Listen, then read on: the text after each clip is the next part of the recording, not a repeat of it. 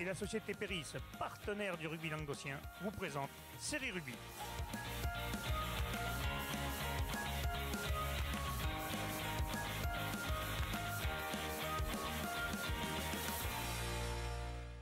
Bonjour mesdames, messieurs, bienvenue à Série Rugby, votre émission sur rugby amateur, de 4e série à la Fédérale 1, avec mes chroniqueurs. Bonjour Laurent. Salut Alain. Bonjour Fabien. Salut Alain. Et bonjour Bruno. Salut. Je me suis fait avoir, j'étais en train de compter, pendant ce temps-là, il a allumé la caméra. Il m'a pris pour un singe, t'as vu? Tu faisais le Il était à 3, 2, 1, et ben non, il a été plus rapide que moi. Bon, messieurs, il n'y a pas eu de match ce week-end en fédéral, Bon, mais on va parler des matchs à venir. Ah, sinon ça me va. Hein. Non, Alors justement, Bruno, je sais que- oui. Alain, si tu le permets, je voudrais profiter de ce direct pour rendre un grand hommage à un ami qui prend sa retraite aujourd'hui, à la personne d'un des présidents des Rives d'Orbe, Philippe Sylvestre. Philippe, on te souhaite une très bonne retraite. Ah. Et sache que tu vas nous manquer, tant du point de vue professionnel que du point de vue sportif et du point de vue amical. Voilà, tout ce que tu as fait, je l'ai apprécié personnellement et je pense que le monde du rugby aussi. Et voilà, je te souhaite de belles choses dans ta nouvelle retraite et je t'embrasse. Voilà. Bon, Ça c'est fait. Le message est passé, c'est un bon message. Message positif. Allez, on va passer maintenant à la Fédérale 3. La poule 6, messieurs, nous avons deux équipes qui nous intéressent. Nous avons Jacou et Uzès. Bon, Uzès, les pauvres, c'est un chemin de croix, on le sait. Ils préparent déjà la saison prochaine. Ils se déplaceront à Aubagne. Aubagne qui est premier de poule. Donc je pense que là... On connaît un peu le tarif, bon malheureusement. Voilà, ils avaient pris 43 points chez eux. Je pense que ça va être très compliqué. Par contre, Jacou reçoit Monteux. Et Jacou serait bien avisé de faire un gros coup, là, de faire un petit bonus même, non? Qu'est-ce que ça passe très bien? Bonus, ça pourrait conforter leur 5e place. Hein. Il faut voir les matchs qu'il y a derrière. Parce que Valréas se déplace à Draguignan. Donc normalement. C'est pas fait. Par contre, on a Lise sur Sorgue qui reçoit Cavaillon. Oh, il reçoit le second quand même. Qui est le second. Donc il faut pas se louper non plus. Et Avignon font quoi? Et Avignon se déplace à Sifour. Oh, c'est bien, ça c'est impeccable. Ils peuvent creuser le trou en faisant une victoire à 4 ou 5 points, ça peut... Si les deux en dessous perdent et qu'ils font 4-5 points, là ils creuseront le trou. Ils rattraperont pas. Ils seront sûrs d'être dans les 6 qualifiés. Dans le 5e, oui, c'est sûr, il est un 6. Donc ça, il ferait un bon coup. Ça serait un bon opportun, comme on dit. Mais une bonne opération. Éclairez-moi un petit peu au niveau de la qualification. Dis-nous. Dans cette poule, donc, les 6 premiers. On aurait les 6 premiers qualifiés dans cette Les 6 premiers sont qualifiés. D'accord. Donc après, dans l'ordre, le premier reçoit un 6e, et ainsi de suite, et ça se croise. D'accord. Donc l'intérêt pour eux, c'est de finir surtout dans les... Ah, le top, ça serait de sortir 4e, mais Draguignan a trop d'avance sur eux. C'est compliqué, surtout que Draguignan va recevoir Valréas, donc normalement, déjà, ils resteront devant. Il y aurait une bonne option, quoi. D'accord, parfait. Bon, messieurs, on va passer maintenant à la poule 11. Cette poule, nous avons des derbys tous les week-ends, puisque toutes les équipes se connaissent quasiment. Nous avons là ce week-end qui va se passer. Saverdin va recevoir la Côte-Vermeille, Thuir va recevoir Revel, le Stade Picénois recevra Rivesaltes-Bompas, La Tourtesa recevra Vendres-l'Espignan, les Rives d'Orbe recevront Quillan-Limoux, Haute-Vallée de l'Aude, et là ce sera le live que nous diffuserons, et Palavas recevra Servien-Bougeant. Messieurs, cette poule est extrêmement serrée parce qu'on voit le Stade Picénois, Revel et Saverdin se tirent la bourre, sachant que Saverdin a des matchs en retard. Pas mal de matchs en retard. 2 matchs en retard, mais c'est 2 déplacements à Thuir et à, si je ne me trompe pas, Vendres-l'Espignan. Donc aller gagner à Thuir ou à Vendres-l'Espignan, c'est jamais aisé. Mais le Stade Picénois vont recevoir Rivesaltes, ils ont intérêt de le gagner ce match s'ils veulent garder leur seconde place, non? Bon, logiquement, sur leur saison...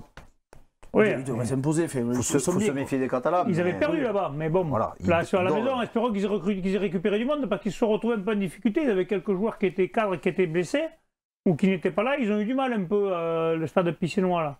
Ouais, mais depuis janvier, quand même, ils sont bien revenus. Il faut une belle deuxième phase. Mais voilà, ils ont été prêts à 30 points chez Revel. Les 4 premiers, ça ne devrait pas changer à l'issue de cette journée. Tu crois que Revel va aller gagner à Thuir, toi? Revel va à Thuir, ça va être dur. J'ai pas dit qu'ils allaient gagner, j'ai dit que le classement ne changerait pas. Parce que Thuir, quand même, c'est une équipe qui a des matchs en retard. Oui, Thuir est là. Je pense qu'ils seront là, qu'ils vont grappiller petit à petit. Ils ont des matchs en retard, comme tu le dis. Mais ouais, les 4 premiers, à mon avis, ne seront pas rejoints. Après, ils peuvent pas rentrer. Après, Thuir ne peut pas rentrer les 3 premiers. Pas encore. On a Elna qui est dans une bonne dynamique aussi. Ouais, qui a été un peu arrêté à Quillan la dernière fois, mais ils sont 4e. Ouais, ils reçoivent Vendres qui joue plus trop grand chose. Ouais. Ils peuvent recoller si Revel fait un mauvais résultat. Parce que Vendres, quand il arrive, le maintien il est acquis. Parce que je maintiens droit. Ouais, et puis bon, je vois pas, en plus de ce problème d'effectif et tout sur Vendres, sachant que le match la semaine prochaine, enfin le 17, pardon. Ils vont recevoir un match en retard Saverdin, un match très compliqué encore. Parce qu'ils auront plus à cœur de gagner Saverdin à domicile que d'aller faire un coup là-bas, non? Ouais, puis même je pense que ce moment, c'est dur d'avoir quelque chose à cœur. Quoi. Le problème, il manque vraiment de monde et je pense que l'Aisne va prendre les 5 points à domicile contre Vennes. Et cette équipe des Rives d'Orbe, alors qui reçoit Kian, Limoux et de l'autre, attention, nos amis de Kian qui sont... Peut-être un beau cadeau de départ, enfin un beau cadeau pour leur président. Et oui, justement, tu l'annonçais. C'est le jour où Parce que cette équipe des Rives, quand même, ça s'accroche partout, on le voit. Bon, bah, Servien-Bougeant, ils ont pris. Là, on n'en parle pas, mais après, il y a eu beaucoup de matchs où ils se sont accrochés quand même. Alors, comme on l'a fait, ça me fait refaire à qui à Limoux. S'il y en a un à attraper, ça me fait partie. Quoi. Donc, pour les Rives d'Orbe, ils auront une grosse motivation, même si le classement ne bougera pas. Pour eux, c'est important. Tu peux les sauver, si comment ça s'appelle. Et puis, on va demander quand même à Pierre, qui est du coin, de faire un petit cadeau à Philippe. De toute façon, si Pierre joue, ils vont gagner. Exactement. Faites-le jouer. Faites jouer Pierre. Faites jouer Pierre Fernandez. Avec le PV en plus. Non, mais je pense que les joueurs vont avoir à cœur de faire tout simplement plaisir au-delà de leur président. De faire un plaisir un petit peu et comme alors, supporters d'aller chercher enfin cette victoire. Et dans l'autre sens, qui a le Limoux. Certes, ils n'ont pas trop la pression, mais il y a 9 points d'écart, c'est pas encore fait. Il reste 4 ou 7 matchs. Il faut prendre des points. Donc, ils ne viendront pas au Rives d'Orbe non plus pour laisser faire. Ils vont venir essayer en voulant gagner. Ah, bien sûr, je suis persuadé. Même. Ouais, c'est sûr. Après, Palavas, Servien-Bougeant, là, ça aussi, c'est un match important parce que le perdant, on se met une balle dans le pied pour la qualif. C'est ça, c'est un peu une dernière cartouche pour eux, même si Palavas, je crois, match en retard aussi. Mais ouais, mais enfin. S'ils veulent vraiment rattraper. Là, ils sont à domicile, ils ne peuvent pas perdre contre Servien-Bougeant parce que là, Servien-Bougeant, ils ont terreur un peu quand même. C'est clair. Carrément même. Ah voilà, donc je dis pas les fois que les conneries. Se replacerait bien aussi, donc voilà, il resterait maintenu dans le tableau. Et Tuire-Revel quand même, messieurs, là il y a un bon match aussi. Tuire qui a des matchs en retard, qui reçoit le premier chez lui. Ils vont recevoir Saverdin qui est en match en retard aussi. Cette équipe de Tuire, attention là. Ils reviennent bien, il va y avoir un beau match là. Là ça va piquer là un peu, non? Tuire c'est une équipe, voilà, je pense que contre Revel ça... c'est une équipe qui met jamais de carton, Tuire. Il n'y a jamais de gros scores, enfin c'est rare. Mais ils font le job. Mais ouais, c'est une équipe qui ce sont des Catalans. Hein, à part, en plus, le dernier match, il fallait pas battre contre Vermeil l'avant-dernier. Je pense que l'entraîneur, cette semaine, ça a dû ronfler sévère. Le problème, les derbies, c'est compliqué. Voilà. Derrière, il faut toujours les mettre au bord. Non, c'est à part, mais enfin, que tu vas chez l'avant-dernier, même si c'est un derby. Si tu n'as jamais joué à la côte Vermeil, tu peux pas comprendre. Hein. Ah oui, quand tu joues au bord de la falaise avec un vent qui te souffle à 140-150 km/h. Je ne me rappelle pas y avoir joué. J'ai dit ça peut-être, mais je ne me rappelle pas. Je suis entièrement d'accord. Un junior peut-être, moi, mais je ne me rappelle pas. Maintenant, c'est vrai que Tuire s'y attendait quand même. Il avait dit, on le sait, les voisins de la côte Vermeil, s'ils vont jouer un match à fond, ça va être contre nous. Bon, ils l'ont fait. En leur faveur. Tuire à domicile, je pense, va quand même. Mais moi aussi, je les vois bien. Ouais. Et comme dit Fabien, ça inversera pas le championnat. Ouais, parce qu'après, Saverdin qui reçoit la côte Vermeil, là par contre, il ne devrait pas y avoir photo. Hein. Normalement, non. Je pense que, en fait, le classement devrait peut-être. Si Tuire gagne, ça peut aider. Puis le stade de Pissois peut prendre la première place s'il gagne à domicile. Je pense que dimanche soir, ça resserrera les places qualificatives, mais pas dans le bon sens. C'est-à-dire que ça va encore resserrer et ça va être compliqué pour la fin de. Ça va falloir sortir les calculs. Complètement, oui. Complètement. Allez, on va passer à la Fédérale 2, messieurs, la poule 4. Alors ce week-end vont se jouer les matchs suivants. L'Aviron Grissanet recevra Château-Renard. Là, il y a un beau match aussi. Prat Conflans-Canigou, je vais y arriver, qui recevra le CARF aussi, Saint-Raphaël Fréjus. Berre recevra l'ES Catalane, Salancote-Radieuse, La Valette. Les Angles, décidément, je vais y arriver. Et le cas de Tricastin. Je bafouille tellement c'est beau. Deux belles affiches. Ah ouais, Aviron Grissanet, Château-Renard. Et Prades Saint-Raphaël. Et Prades Saint-Raphaël, là aussi, ça va être un match. À voir, ça, messieurs. Ça va piquer, je pense.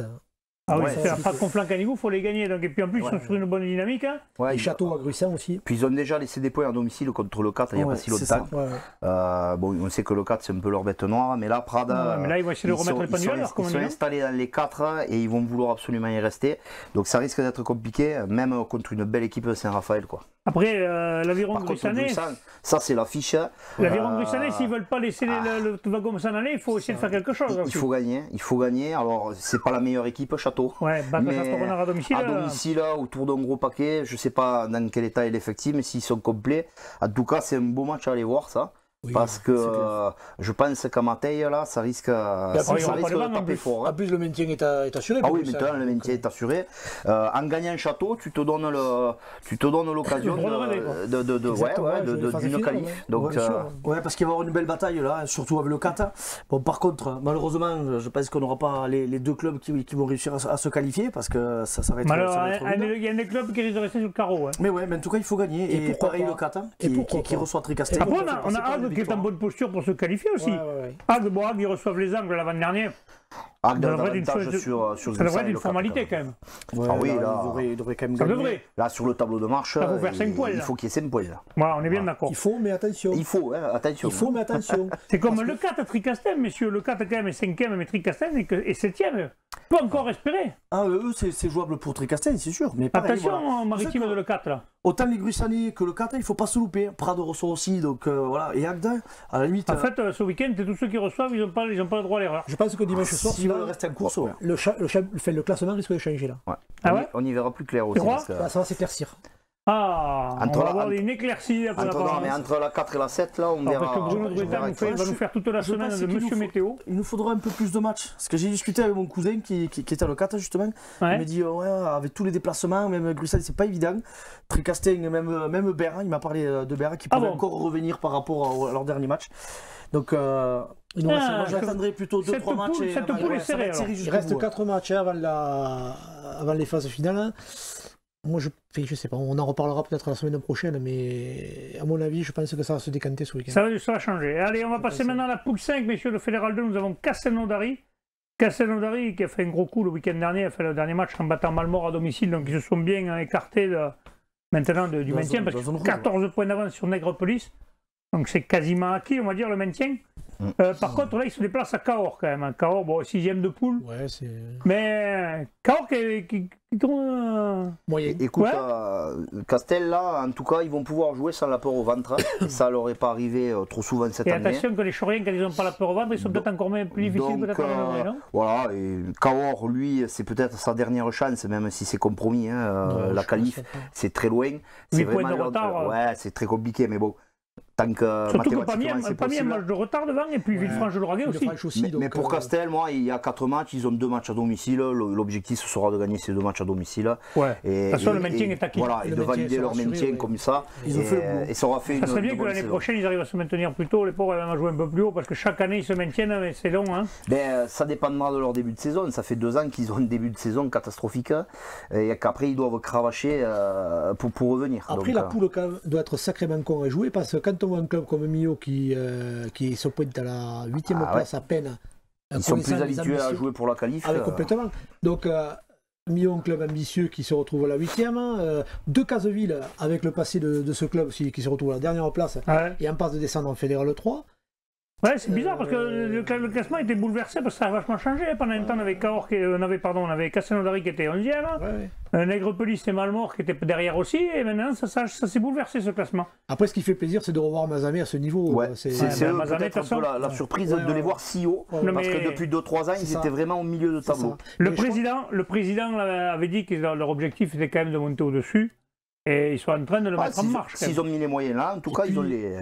Messieurs, avant de vous couper, je vais vous couper une seconde parce qu'on a dit une bêtise en Fédéral 3, donc on va la rectifier quand même, messieurs. C'est sur les qualifiés, en fait. En Fédéral 3, c'est pas 6 qualifiés par poule, comme on l'a dit. Alors, excusez-nous de cette erreur. C'est les 4 premiers de chaque poule et les 8 meilleurs 5e. C'est pour ça que je posais la question, parce que les 6 premières places étaient jaunies au niveau du classement. C'est une petite erreur, mais c'est pas bien grave. Non, c'est pour ça. Donc on remercie Loïc Baquet d'ailleurs de nous avoir fait passer cette petite info. Excusez-nous Loïc, on débute. Et pour revenir sur Mazamet, je pense que c'est un club qui s'appuie encore une fois sur une politique de jeunesse. On a arrêté un petit peu de prendre un petit peu à droite, à gauche, comme ça se faisait peut-être à l'époque. Revenir sur les basiques, s'appuyer sur une école de rugby performante. À Mazamet, il y avait quelques internationaux, il me semble qu'ils avaient un Argentin il y a 2 ans ou 3 ans. Il y avait Mauricio qui a joué. Il y a le fils aussi à... On a eu aussi, comment il s'appelle à Mazamet, c'est pas Mazamet qui joue le fils à l'entraîneur de Castres? messieurs, comment il s'appelle? Rios, il me semble qu'il y a le fils Rios qui joue à Mazamet aussi. Hein? Il y a Bastelica aussi. Il y a un Bastelica aussi. Tu parles pas de partout. Il était. Il a joué à Mazamet. Ouais, mais là, on parle d'un temps que les moins de 45 ans. Il y a 10 ans. Il y a eu pas mal de très bons joueurs qui sont passés par Mazamet. Et je pense qu'à un moment donné, il faut arrêter cette politique justement de faire revenir et s'appuyer sur la jeunesse. Et ils prouvent actuellement que c'est eux qui ont raison. Et Laurent Cabral, il avait dit que leur objectif, quand même, quand vous l'avez rencontré. Un président fort sympathique. On y a joué avec les jeunes, nous, très très bien reçu à Mazamet. Et Laurent Cabrol, que je connaissais uniquement, pour la météo, j'ai appris à le connaître ailleurs, c'est pas mal quoi. C'est un président très sympa. Messieurs, on va passer maintenant à la Fédérale 1, la poule 3. Vous le savez, il y a des matchs importants qui se précisent. Ce vendredi à 20h45, Nîmes recevra Aubenas, et ça sera retransmis, je pense, sur l'équipe TV, c'est ça? L'équipe TV, ouais, à 20h45. Valence Roman recevra Serrette, ça sera samedi à 18h. Autre match samedi aussi, l'Avenir Castanin qui recevra Blagnac. Et après ce jour, c'est dimanche, Saint-Sulpice-Narbonne. Florence Grouillet, messieurs. Bon, Narbonne, ça serait bien d'aller faire un petit coup à Saint-Sulpice, non? Oui, ça serait bien. Mais avant, on pourrait refaire un point sur les qualifiés. Ça se tromper. Un point. Voilà, ça y est, il va commencer à me casser les bonbons. Alors, c'est moins compliqué, je pense. Le 1 et le 2 donc, joueront l'accession en Pro D2. Oui. Et ensuite. Je crois que Valence Roman joue l'accession alors. Valence Roman. Alors, pour info, dans cette poule, Valence Roman est premier national. Ah, ils sont premiers national? Valence Roman est même devant Rouen au niveau du classement national, ce que j'ai vu. Et j'ai vu qu'il y avait un club qui avait rendu les armes, là, c'est le club de Strasbourg. Vous avez vu ça sur Facebook, monsieur? Attention, comme on disait avec les copains, attention, parce que les phases finales, 1 et 2, on a Strasbourg qui est en difficulté, et on a malheureusement. Mais ils sont carrément, ils sont rétrogradés. Et on a malheureusement un club comme Nice qui est hyper performant en ce moment. Où j'ai un pote, Thibaut, que je salue, qui joue là-bas, un club qui est hyper performant et qui a gagné le droit de jouer l'accession en Pro D2 et qui a merdé pour des raisons financières. Ouais, je sais pas si c'est du fair play financier, pour moi c'est des conneries, c'est pas du sportif quoi. Et c'est un club qui mérite largement la place où elle se trouve. Il y a combien d'années qu'ils étaient en... Nice a toujours joué plus ou moins en fédéral, mais c'était plutôt axé sur la 2, fédéral 2, puisqu'on les avait eu nous une année. Mais c'est un club qui revient fort là, et qui a mis de gros moyens pour remonter et qui est en passe de jouer l'accession en Pro D2. Alors après, attention, justement, ces fameuses jeux de règlement là vont faire que peut-être... ouais, on va voir, il y a peut-être des clubs qui se retrouvent en position de se qualifier, qui ne se qualifieront pas, et d'autres qui vont s'y retrouver, quoi. C'est ça. Aubenas qui jouera à Nîmes, toi tu peux en parler d'Aubenas un peu? Ah ben Aubenas, j'espère que qui vous savez sera dans le groupe, comme ça permettra un petit peu qui vous savez de le voir, mais le petit hein. Donc non mais bon, ça va être compliqué je pense parce que Nîmes c'est vraiment du... Ça tourne à Nîmes. Et Nîmes ne peut pas revenir sur Blagnac.